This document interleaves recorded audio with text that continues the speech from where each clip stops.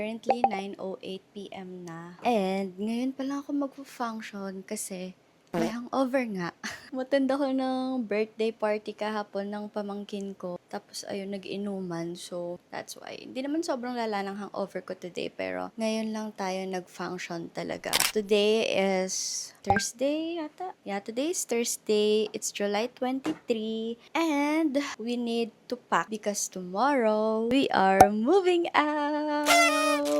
Officially, we are moving out of this unit. Feeling ko din na kayo magugulat kasi nabanggit ko na rin naman siya sa previous vlog ko na nagko-condo hunting nga ako. And guess what guys? We are moving in sa same condo lang. So, lilipat lang ako ng ibang unit. Just like what happened before. Lumipat lang tayo ng ibang unit. So, at this point, pangatlong unit ko na sa condo na to. So, think advantage yun sa akin kasi first, hindi na ako mahihirapan magbuhat or maglipat ng mga gamit. So, kami-kami na lang ulit yung maglilipat ng gamit since may iba lang ako ng floor and unit. Tapos, ayun, wala masyadong adjustment talaga. Unlike kapag lumipat ako ng ibang condo. So, madaming adjustment and all. Anyway, ayun nga, we need to pack na kasi tomorrow we're gonna move out. Actually, Saturday pa naman yung move-in date ko. Pero kasi tomorrow ko na makukuha yung key and sabi din nung landlord, pwede na akong mag-unti-unti ng gamit. So, that's what we're gonna do. Ayun, basta kailangan ko lang mag-pack today kasi tomorrow may mga aasikasuhin ako. Medyo na-overwhelm ba ako, no? Ang dami kong daldal. Just a little update lang muna bago tayo mag-pack. And alam nyo ba guys, wala akong karton. Meron akong karton dito, dalawa lang. Sinave ko siya nung nag-grocery ako last time. So, most probably, gagamitin natin yung mga eco bags ko. Before, ganun din naman kasi yung ginawa ko, mga eco bags lang. Hindi na ako bumili ng karton kasi nga, hindi naman tayo magta-transport talaga. So, pwede natin i-reuse yung eco bag kapag nalipat ko na sa unit. Excited na ipakita sa inyo yung bago nating condo. Not sure kung makakapag-empty condo tour tayo, pero nung video ko siya, buti na lang kumuha ako ng clips nung video ko siya. So, most probably, papakita ko pa rin sa inyo yung empty condo tour natin. Papakita ko na lang siguro dito sa vlog na to somewhere. So,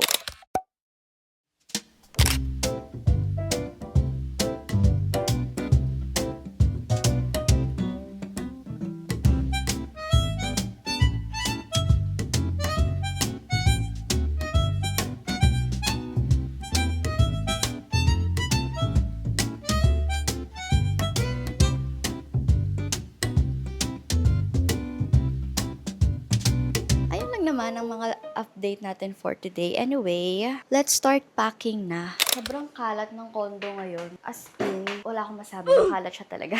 Alam nyo ba, sobrang bad timing na. Tignan nyo, may mga salon pass ako dyan. Sobrang sakit ng likod ko. Kasi nagsistretching lang ako. Tapos parang namaliyat ako ng stretching. So, ang sakit. Kaya hindi ako makakilos na maayos ngayon. Kaya ngayon lang din ako nag-function. Honestly, don't know kung ano uunahin ko. Guys, ito yung sinasabi kong karton. Dalawa to. So, ang nagdadalawang karton na meron ako. At least, diba, meron pa rin tayong malalagay dito kahit papano. Let's tape this. Ay, ano ba?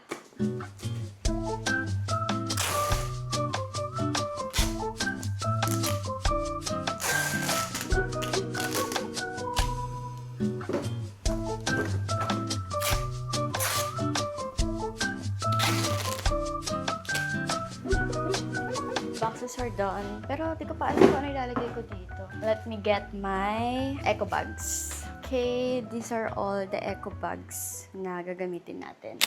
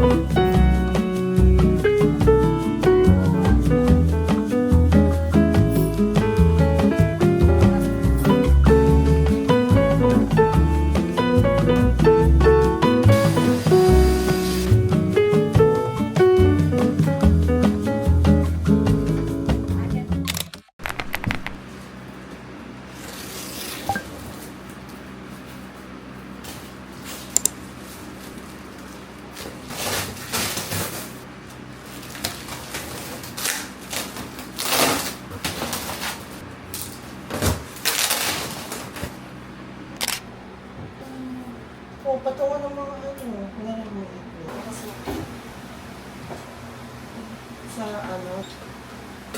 Hindi na, dito na siya. Para prepare area lang talaga siya. Talaga Oo, lang. talaga. Tatay. Mas kapal ko to.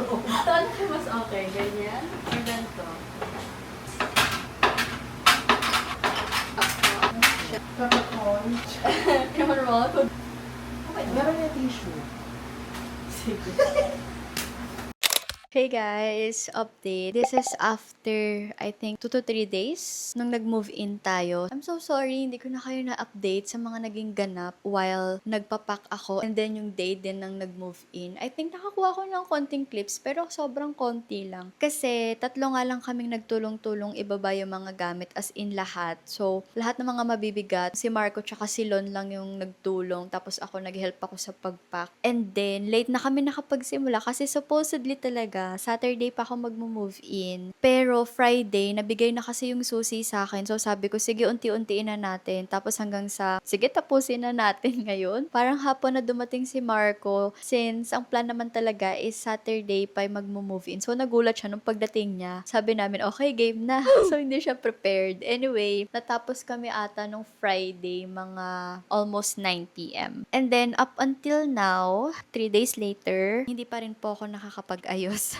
Sobra akong napagod, guys. As in, lahat kami pagod. Parang day after, parang bagsak yung mga katawan namin. So, sabi ko, sige, pahinga muna ako ng weekend. And then, ngayon tayo mag-ayos. Actually, kakahatid ko lang kay Marco. Supposedly din, kahapon siya uuwi. Pero kasi, ngayon kinabit yung internet ko. Sabi ko, magstay muna siya para may kasama ko dito habang kinakabit yung internet. Kasi si Bella, mahirap. Natatakot yung mga tao sa kanya. Ayun lang. So far, for 3 days, ito na yung mga naayos natin. Yung kitchen, naayos ko na. And then yung living area and yung dining area, okay na din siya. I think mga 80% okay na. Kasi hindi pa rin ako sure or hindi pa rin ako satisfied sa magiging layout. Nung paglipat namin dito, yung sofa ko, dito talaga yung nakapwesto. Pero parang nasikipan ako since nakatapat siya dun sa balcony access. By the way, this is our balcony. So, nilipat ko siya dito. Ngayong tinitingnan ko siya, medyo na-awkward kasi ako na pagpasok, sofa agad. Tapos, katabi niya yung kitchen. Di ba parang normally, ang magkatabi is yung dining and yung kitchen. So, I feel like pagpapalitin ko ulit sila. So, ayun.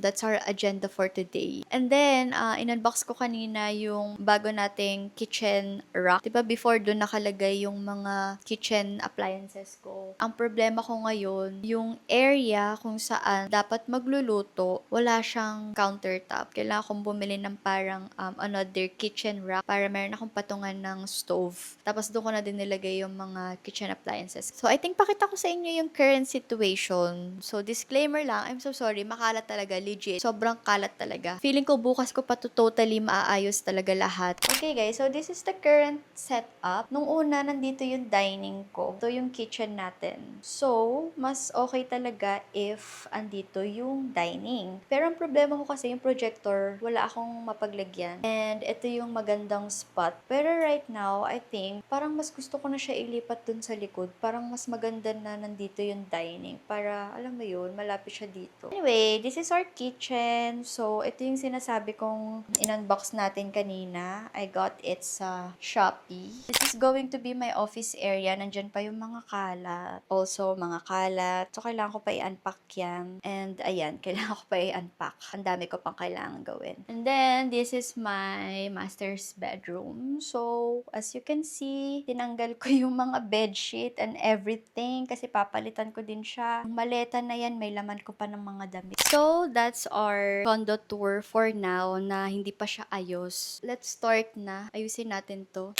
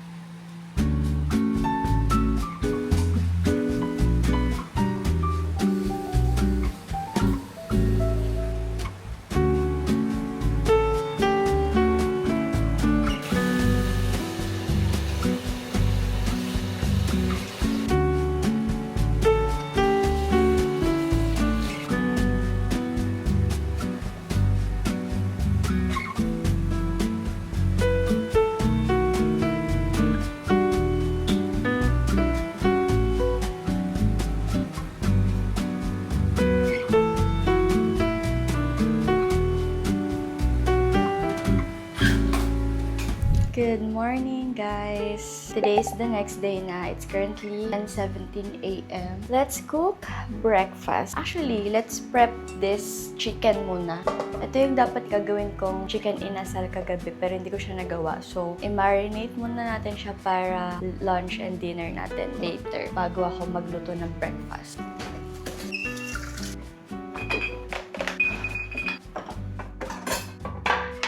Simple lang naman yung gagawin natin. Marinade sauce. Ko na siya lalagyan ng mga lemongrass. Tawag doon tanglad. Kasi yung iba diba naglalagay. Wala ako eh. So, basically, garlic, brown sugar, calamansi, squid seasoning, and then oyster sauce. Salt and pepper lang. Inantok na kasi ako kagabi. Supposedly, kagabi ko to i-prepare para sana sobrang tagal nang nakababad. Pero kasi, bigla akong inantok and then nakalimutan ko na meron nga pala akong chicken na kailangan i-marinate. Naalala ko na lang siya ngayong pagising ko nung pagpunta ko dito sa kitchen. So, di ko na siya masyadong imi-mince. Hiwa-hiwain ko lang siya. Ayan, okay na yan. And then, calamansi. 4 na piraso siguro. Okay na yun. Lagyan ko na rin pala siya ng garlic powder. Soy sauce. Tansyahan lang to guys. Damihan natin. And then, garlic, calamansi. Salt and pepper. Garlic powder. Liquid seasoning. Tansyahan lang to. Then oyster. Oh my gosh, paubos na yung oyster ko. Then, lagyan natin siya ng konting brown sugar. Yan, okay na yan. Okay, I think nalagay ko naman na lahat. Let's halo. And ang liliit ng binigay sa akin na quarter leg, nakakainis. We're done. Lagay ko muna siya sa ref. Okay, so now our next agenda is magluto ng breakfast.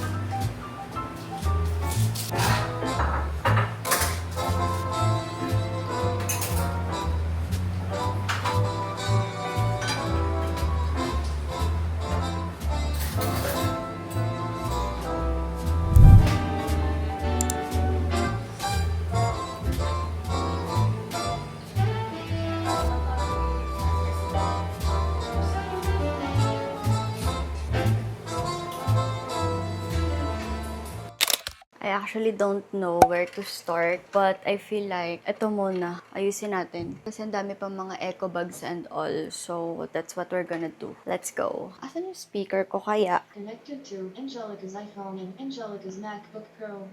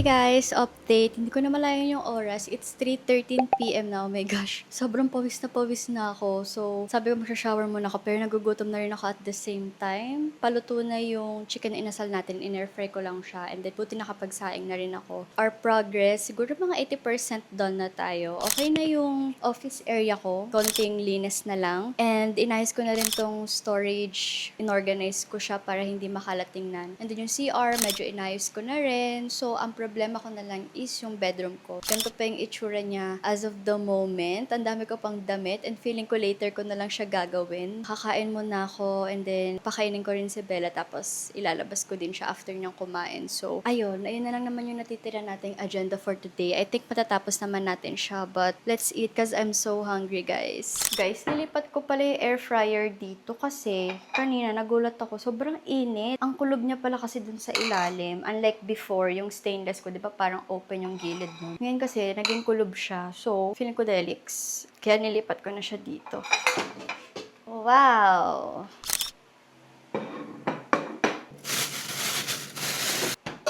Okay, let's eat! Wait lang, magugas pala akong kamay. Kasi gusto ko magkamay. Okay, let's finally eat.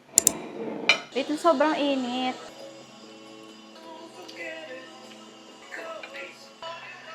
I think mas masarap if meron akong kalamansi tapos sili. Later, bibili na lang ako.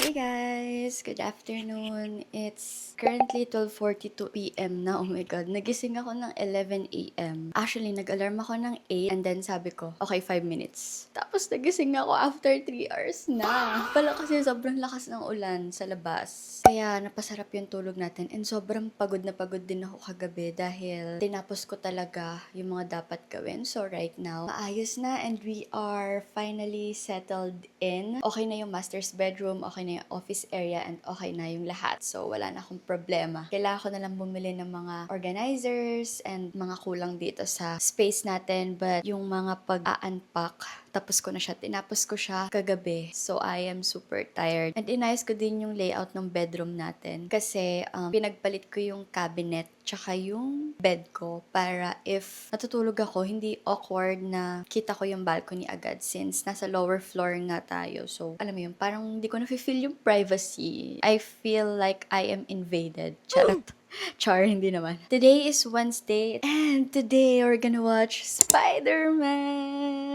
Nag-book ako sa Ayala Malls ng ticket for Spider-Man and kasama ko yung boyfriend ko manood. So, ang schedule namin is 6:20 PM pero sabi ko kasi sa kanya, sana mga 4:30 makaalis na kami or even 4 kasi ayoko nang naghahabol ng time at balak kasi din namin bumili pa ng mga food, ganun. So, at least andun na para sure na hindi kami malilate. Kasi alam nyo guys, backstory lang ha. Naalala ko before, nung nag-showing yung Conjuring, nag-book ako ng Directors Club. Pressure ako that time na mag-book kasi kinabukasan agad yung schedule. So, nag-schedule ako ng gabi para after work. And then, grabe yung traffic papunta dun sa mall. Screening time kasi namin nun parang 10 yata or 9. Tapos, nakarating kami dun exactly 9. So, nagsistart na yun for sure. And then, may pila pa kasi kakalabas lang ng Conjuring nun eh. Parang second day or third day yata. Or di ako sure. Basta sobrang haba pa ng pila nun guys. Tapos, shit, it turns out yung nabook ko is kahapon pa. Mali yung date. So, hindi namin nagamit yung ticket namin for Directors Club kasi hindi na na-check. And sobrang pressure ko din mag-book during that time. Hindi ko na na-check yung date. Parang nalilito kasi ako. Kasi dapat kahapon kami manonood. Tapos nagbago. Bukas na lang daw and everything. So, napagpalit ko sila. Kaya, oh my gosh.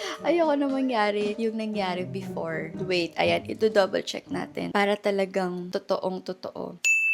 Today is 6:20 PM. Anyway, let's prepare our food. Nagugutom na ako. Actually, I'm not sure ano kakainin ko. Meron pa ako natirang marinated chicken inasal. So, maybe that one. Pero kasi sobrang gutom na ako. So, hindi ko din ako makakapag-intay ng mga 45 minutes. Actually, parang ang sarap mag-noodles with egg since malamig ang panahon.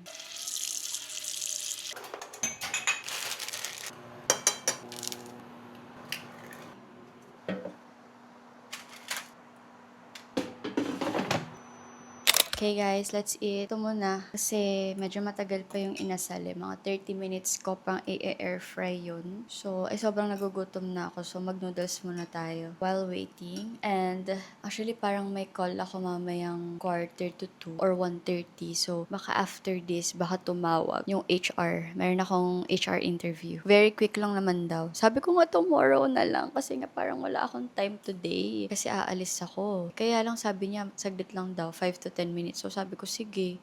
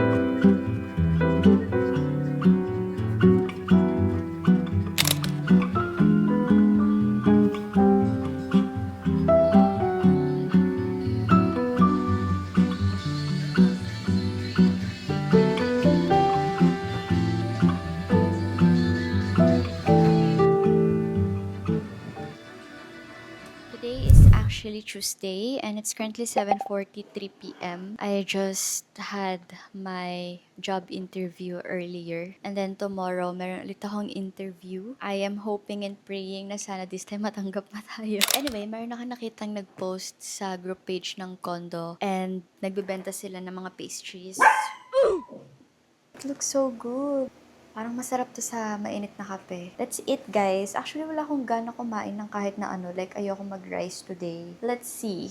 Hindi pa rin kasi ako nakapag-grocery, guys. Kasi dapat bukas talaga mag-grocery na ako. But I have a scheduled interview. So, kailangan ko, syempre, mag-prepare. Hopefully, on Thursday or on Friday, makapag-grocery na tayo because I wanted to cook a good meal. Ay, parang gusto ko siya picturean muna. Namiss ko yung mga gantong klase ng ensaymada. So good. Parang gusto ko na mainit na kape. Sana makagawa ako ng ganito, ensaymada, from scratch. Let's try the yama cake. Looks like this, guys. Parang ang sarap niya din. Sarap. Oh my God. Perfect dessert. Namiss ko to. Baka maubos ko siya agad. Tabi na natin. Ako ay magtitimpla ng mainit na kape. Guys, nakikita nyo ba yung curtain na yan? Yung green? Alam ko parang somehow maiisip nyo na ang baduy at hindi siya bagay. I agree with you guys. Actually, pagkabukas ko pa lang ng Parsons, nakita ko ganyan yung kulay. I was like, pero wala akong choice. Wala kasi akong pang cover since window nga yan. For the meantime, yan lang muna. So kasi like magkaroon ng green accent since puro white, silver, and brown na tayo. And then yung curtain ko din dito sa living room is brown na. So pag binrown ko pa siya, parang alam mo yun, too much brown. So sabi ko, gusto ko magkaroon ng accent color. So naisip ko green. Ngayon tinitingnan ko siya, it's not giving, guys. Naiisip nyo man ng pangit or whatever, I agree, guys. So hintayin na lang natin yung time na maisipan ko siya ng remedyo.